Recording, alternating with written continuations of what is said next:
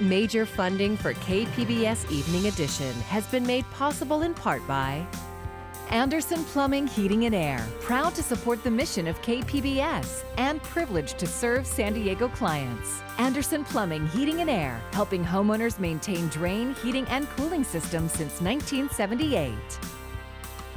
And by the Conrad Prebys Foundation, Darlene Marcos Shiley, and by the following.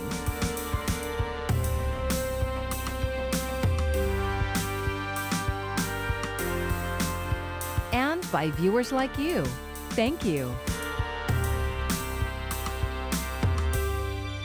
Good evening. It's Friday, June 5th. Thank you for joining us. I'm Maya Trabulsi, and we begin tonight with another call for action and another local demonstration. It comes as some local store owners are boarding up their businesses in preparation for what's to come tonight or over the weekend. KPBS reporter Matt Hoffman is live in Escondido with a group of protesters taking their stand for justice. Protesting in downtown Escondido. Maya, hundreds of people are here protesting in downtown Escondido. You could hear them over the death of George Floyd and police brutality. I want to show you where we are here. We're just across the street from City Hall. This is Broadway and Valley Parkway. And just in the last couple of hours, hundreds of people have taken to the streets here. As you can see, we have a ton of signs. Black Lives Matter. All lives can't matter until Black Lives Matter. Being silent is being complicit. And we're really seeing the whole community out here. A lot of young people out here like we've seen in other rallies happening in the city of San Diego. But just look at this turnout out here. Tons of people out here. And we had a chance to talk to some of these people earlier. People say they just want officers to hold themselves accountable and stop brutality if and when they see it. Things are not fair. People are not being treated equal. And this is a systemic problem that needs to be addressed from the bottom up and from the bottom and from the top down. A lot of people misunderstand that we hate cops or that cops are the bad guys, and we don't think that. There are good cops. However, the fact that they don't step up and they don't stop their coworkers and they don't outshine over those ones are why we're here. In Escondido, we're all in discussion about a meaningful change in police reform, something that will put the rubber to the road. Communication's one part of it, right? But there also has to be some sort of action. I think the big ones have been, as all the law enforcement agencies, we joined in eliminating the use of the carotid restraint. That was a big first one. I told on Facebook Live, I said I'd be making a commitment to make sure that we have an intervention expectation in our policies that demand that a police officer intervenes in misconduct. So it's those things that on some scale, maybe it seems small, but it's moving us in a direction where it's just building more trust. Now, the Escondido chief says he's talked to a lot of people here who want to make sure that death like George Floyd's never happens in Escondido. Now, this afternoon, he was out walking around to people supporting the right to peacefully protest. It got started around 2 p.m. And just like in the city of San Diego, Escondido PD says they're happy to, help make these protests happen. As we come back out here live for you, we want to show you the scene out here in downtown Escondido. Escondido City Hall on the right. This is Broadway and Valley Parkway. As hundreds of protesters are stopping here again. They've been marching through the streets. This all got started around 2 p.m. and they really just want police to listen to them and hear their message. And we know that the chief has been saying that he's committing to making some reforms, like, police officers need to be accountable when they see another officer do something bad. He said he's committed to making those reforms and making sure that they are as transparent as they can be. But these protests in Escondido, they say that they're going to keep happening. Maya, we'll send it back to you.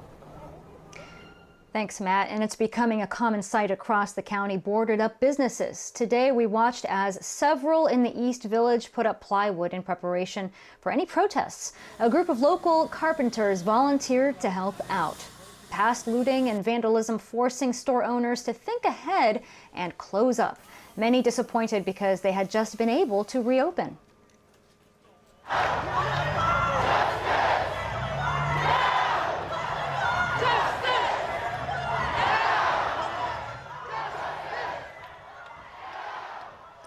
An estimated 2,000 people marched through the streets of Hillcrest, North Park, and downtown San Diego to protest police brutality and racial injustice. San Diego police tweeted last night's crowd was one of the biggest that they've seen, but very peaceful. It started with a few hundred people and then quickly grew to thousands. And many people said this was their 5th day in a row protesting. We didn't know what the support was going to be like, and every day it's been a little bit different. So to see this many people turning out for this is insane. Around 10 p.m., only a handful of protesters remained downtown. Organizers called on the crowd to end the protest peacefully and then to disperse. Police say one person was arrested for shining a laser light at a helicopter.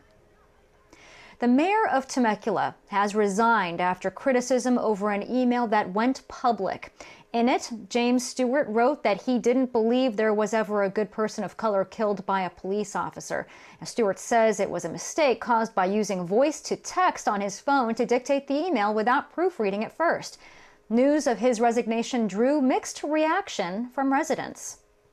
He's still responsible. It's his responsibility to check something before he puts it out there. I just thought he was a humble man, and I thought that it took a lot of courage to own up to his mistake. I believe his intention was not to harm others. Now, though Stewart has resigned, activists want more action. They've started a change.org petition asking the city of Temecula to take steps to educate the community and end systemic racism. Following a week of protests across California, Governor Gavin Newsom called for statewide changes to police training and use of force on demonstrators. KPBS reporter John Carroll has more. They have no reservoir of patience. They demand progress. Governor Newsom talking about young people he's met over the past week of traveling around the state. Speaking from the California Museum in Sacramento, the repository and showplace of the state's archives, Newsom talked about making sure this moment, the urgency of what's happening now, turns into a movement, a collective effort by all Californians to rip the underpinnings of racism out by the root. Black community does not need to change. We need to change. We have a responsibility to change. Our institutions need to change. Our capacity of understanding needs to change. Newsom says not just governmental leaders, but all of us who could help bring about change have been long on rhetoric, short on results. I know this as governor. I live this every day. A criminal justice system that treats people that are rich and guilty a hell of a lot better than it treats people that are poor and innocent. Newsom committed to fast-tracking legislation authored by Assemblymember Shirley Weber of San Diego. Part of that legislation that deals with implicit bias training and de-escalation techniques wasn't supposed to take effect until this coming January. He called for an end to use of the carotid neck restraint across the state. It was ended by all San Diego County law enforcement agencies this week.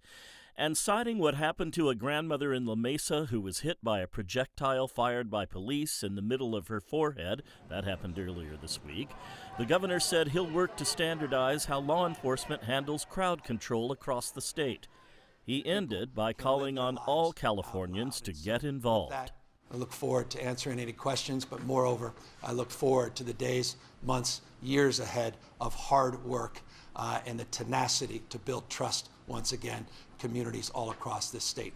Let the work begin. John Carroll, KPBS News. And there is some good news involving that 59-year-old grandmother who was shot in the head with a beanbag by police in La Mesa. Leslie Furcron is now out of that coma but still hospitalized. Video of the incident sparked outrage and an outpouring of support. Her family says she was protesting peacefully. A GoFundMe page has raised more than $150,000 for Furcron's medical bills.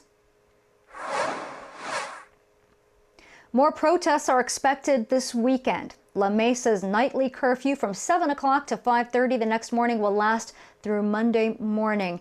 And about 100 National Guard troops are in La Mesa at the request of the San Diego County Sheriff. Another 100 are ready to be deployed in other parts of the county. About a year ago, La Mesa residents started putting together a citizen task force to help keep the police department accountable. Then the pandemic hit, and the work was put on hold. KPBS reporter Joe Hong spoke to La Mesa residents and city officials about why that work is important now more than ever. And I think this is the time for all cities and entities to say, well, what can we do? Leroy Johnson is a community advocate and a resident of La Mesa. Earlier this year, he and other residents formed a temporary task force to create more oversight of the La Mesa Police Department. The goal was to create a permanent committee that reviews personnel records of officers who have been accused of misconduct, as well as other internal investigations. We're looking at having an oversight committee where we actually have some input into the correct use of the police force, and that there's some accountability, that the things that happen are not just being reviewed by the chief of police, because that's the situation we have right now. In February, the La Mesa City Council approved the Citizen Public Safety Oversight Task Force. The group of residents and police officers had one public meeting before the coronavirus pandemic arrived. After that, the city didn't permit any commission to hold any meetings, even if they were virtual. There's no rational reason why we couldn't meet. Janet Castaños is a local activist who oversaw the creation of the task force. She hopes the city is finally seeing the urgency after the events of this past week. The small city of La Mesa became an epicenter of protest against police misconduct and brutality after a day of peaceful protest ended in looting, destruction, and violence against protesters. Yeah, I think there definitely wasn't an interest in moving forward with this. And I think, that's changing now, because I think they would see the value right now in being able to say that our Citizens Review Board is examining this and they're coming up with, suggestions. Many city officials wholeheartedly support more citizen oversight over the police department. I actually was not aware that they had ceased meeting during the pandemic. Which of course is very unfortunate, because the city council has not stopped meeting during the pandemic. I think that was a mistake, and I think one that we've remedied. The task force is set to resume meetings in June. Mayor Mark Arapostathis says he's open to considering all options when it comes to repairing the relationship between the police department and the community. I know there's frustration, and I understand that, and I'm hearing that, and I do understand that, and I hear their voices, because as things have progressed in the nation and in our own city, there's frustration about that, and we hear that. But the entire city council is committed to moving forward with citizen oversight and transparency. Residents like Leroy Johnson are ready to get back to work. They need help right now. We can't let things go on the way they are and say, oh, Chief Vasquez and the mayor will handle it. They can't. They have to have some answers. And here's one of the solutions. Joe Hong, KPBS News. A group of armed would-be vigilantes in Santee is standing watch outside shopping centers. It's happened every day since a protest in La Mesa on Saturday was followed by the looting and burning of stores and banks. The next day, this video was posted to social media claiming the Santee group has the backing of law enforcement. There's obviously going to be probably some protesters and what have you. But, the thing is, this is about defending and protecting personal property and people. And hopefully it'll be okay down here. But we've got permission by the Santee Sheriff's Department to be down here. The Sheriff's Department told KPBS it knows about the claims, but, quote, nothing could be further from the truth. The city of Santee has been under a curfew since last Sunday. It has now been extended through this evening. Now for the latest on the coronavirus. California is allowing more widespread reopening of businesses. Under the rules, gyms, day camps, hotels, bars, and wineries would be allowed to reopen no sooner than next Friday. And starting Tuesday, cities in San Diego County may reopen beach parking lots and lift restrictions on active sports. The announcements come along with news that 6 more people died from the virus in our county, and an additional 240 cases were reported, pushing the total past 8,000.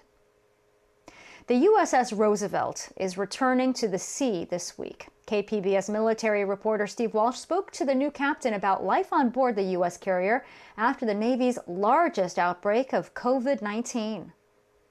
Captain Carlos Sardiello took over the Roosevelt in the wake of the now former acting Secretary of the Navy Thomas Modly firing the former captain. Brett Crozer wrote a letter urging the Navy to take stronger action to control an outbreak on board ship. Crozer's fate is still in the hands of Admiral Michael Gilday. Sardiello deferred comment. The investigation is with the Chief of Naval Operations Office, and I will continue to be commanding officer until directed otherwise. In the meantime, the Roosevelt continues to write the book on the Navy's response to COVID-19. There were 1,102 cases among the crew of nearly 5,000 sailors. Sailors have to test negative twice before being allowed back on the carrier. pointing out just how little is known about aspects of the virus. In mid-May, 13 of those sailors again tested positive after being allowed back on the Roosevelt. What we're finding is that the virus can be detectable for a long period of time, way past when the CDC and science efforts around the world that the infectious period is long past. 350 sailors remain in medical isolation on Guam. They will either eventually return to the ship or be sent to San Diego. The Roosevelt went back to sea Thursday, more than 2 months after being diverted to Guam on March 26 to combat the outbreak. Sardiello says he cannot say where they're headed exactly or whether the deployment may be cut short. It's not over until it's over, until we're pierside in San Diego. But what I've learned so far is you can prevent infectious disease spread at sea. The data is bearing that out right now with no new cases on board. Until then, the USS Roosevelt will remain the Navy's test case for controlling an outbreak of coronavirus at sea. Steve Walsh, KPBS News.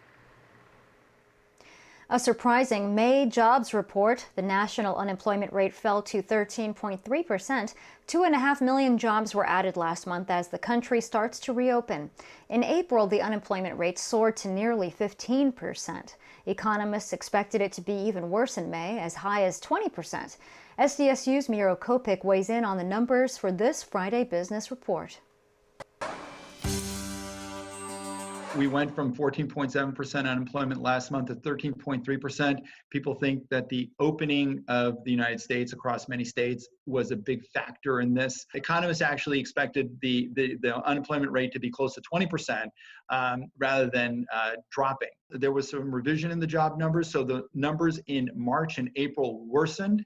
So we are out, as from an economy perspective, over 23 million jobs originally. We gained back 2.5 million. And these are the laundromats, the hair salons, those people that are coming back to work. So even though there's 2.5 million jobs, the overall wage rate declined almost 7% because most of these jobs are minimum wage jobs in different parts of the country, not even in places where there's a living wage of $15 an hour in place. So that's the one thing that we have to be careful about when we look at the jobs number today. More local lakes will be reopening over the next few weeks. Tomorrow, El Capitan and Upper Otay reservoirs will open for walking, jogging, cycling, fishing, and boating. San Vicente Reservoir will open the following Saturday. Lake Hodges, Sutherland, and Barrett reservoirs will open early next month. Face coverings and physical distancing rules will still apply.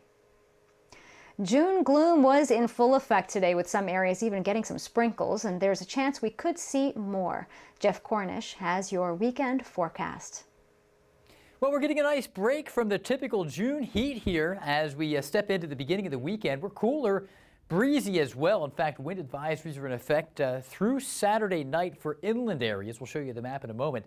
And some of you have even seen a couple of hit or miss little brief showers, especially over the higher ground inland areas to our north as well. That's where most of these little showers have been. But any moisture this time of the year is kind of a welcome thing for a lot of us. And there will be a slow warming trend and a gradual return to more typical June weather next week. Here are the wind advisories currently in effect, and these are going to be with us until 5 a.m. Sunday morning. So through tonight, through Saturday, and through most of Saturday night as well. Places like Julian, Borrego Springs, Coachella, and east all the way down to the international border and east through Westmoreland under a wind advisory for the first half plus of the weekend. A little bit of patchy sprinkle or drizzle activity possible tonight. Maybe even an actual rain shower for a few folks, a little more likely to the north. Temperatures are going to be dropping down to 49 in Mount Laguna, 66 in Borrego Springs, so some nice cool air there. 64s into Chula Vista and El Cajon, also into San Diego itself. So cooler weather with this big dip in the jet stream. Some people, at least looking for comfort, often celebrate this kind of thing. But if you're looking for the blazing heat, well, eventually next week we're going to warm back up into the deserts. And you can see a smattering of some rain showers across much of the interior Southwest, but most of that's going to be north and east of our location. We are sneaking in the chance for a sprinkle or two into Oceanside tomorrow, 71 into San Diego. The marine layer, those low clouds, are going to be a little more stubborn with that onshore breeze. We're cooler out there through the weekend, so enjoy that as we do watch the tropical storm Cristobal approach the Gulf Coast later this weekend. So mist in the morning, 71 tomorrow, and then gradually turning warmer and brighter and drier back into the 80s next week, even for the coast. Inland areas cool for the weekend, mid-90s by Wednesday. Mountainous areas cool 61, breezy this weekend, and then back into the 70s Tuesday and Wednesday. And our final destination here being the deserts. Well, it's cooler, only in the 80s Saturday, but we're back up to around 105. The heat will be back at the middle of next week. I'm meteorologist Jeff Cornish for KPBS News. While protests and COVID dominate the news, June is also Pride Month. KPBS reporter Beth Accomando shows us a documentary focusing on queer horror. And please note that clips from the documentary contain language that may be offensive. In 1984, Freddy Krueger, with his razor-fingered glove, became a horror icon, attacking teens in their sleep. The box office success of A Nightmare on Elm Street prompted an immediate sequel in 1985 called A Nightmare on Elm Street 2, Freddy's Revenge. But instead of a final girl facing Freddy, there was a final boy played by Mark Patton, and horror fans didn't know how to react. When I first started going to show, people would walk up to my table and tell me how much they hated the movie. You know what I mean? Like, what are you doing here? There was a backlash aimed at Patton and his character of Jesse, who was ridiculed for screaming like a girl and informing the film with a gay subtext. The documentary Scream Queen, My Nightmare on Elm Street, looks back on that film to examine how the homophobic response it generated contributed to Patton abandoning his film career. Scream Queen connects the dots for younger generations between AIDS and how playing a character perceived as gay could impact an actor's career, says co-director Tyler Jensen. That's definitely the generational divide, especially for me, was not understanding that those two things were related. And we now love to celebrate this film as being the gayest horror film ever made. And people are really, they hold on to it very dearly. Co-director Roman Kimienti grew up with the Freddy Krueger films. He recalls loving Nightmare on Elm Street 2, while other horror fans hated it. But no one could really say why other than just, you know, it had gained a reputation for being gay before people even had the terminology for that. Jensen says for many, it was the first gay film they could enjoy without anyone suspecting it was gay. And that's, I think, the beauty of why this movie is so important to people and why its legacy continues.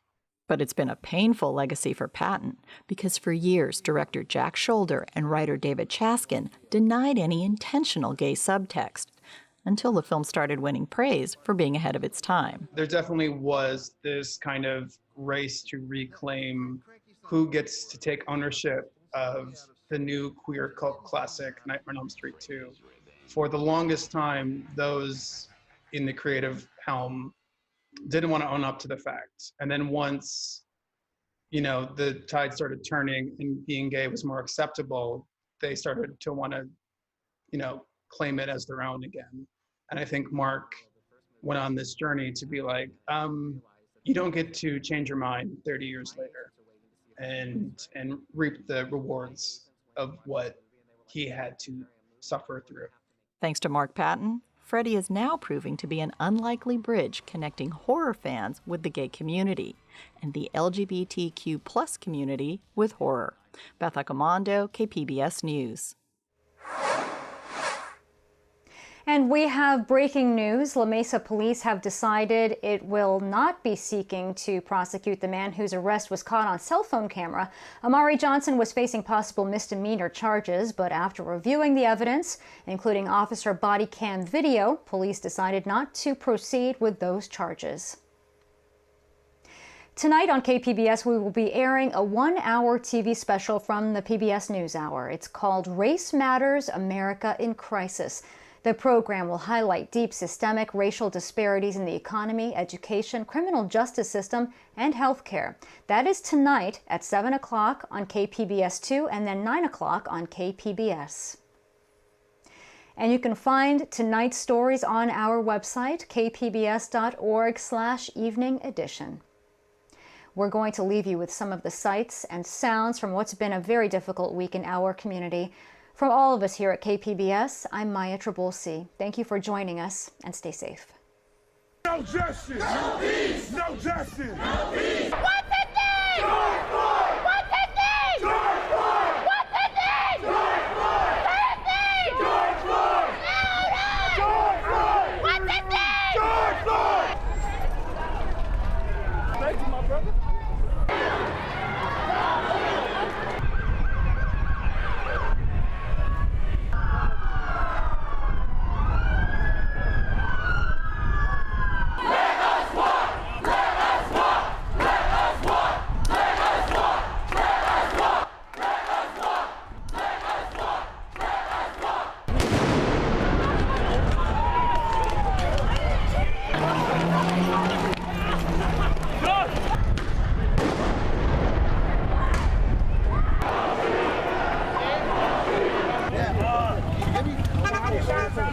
There you go. There you go.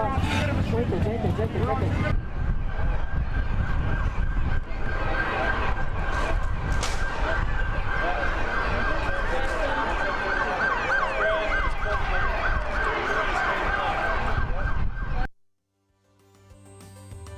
Major funding for KPBS Evening Edition has been made possible in part by Anderson Plumbing, Heating and Air, proud to support the mission of KPBS and privileged to serve San Diego clients. Anderson Plumbing, Heating and Air, helping homeowners maintain drain, heating, and cooling systems since 1978. And by the Conrad Prebys Foundation, Darlene Marco Shiley, and by the following: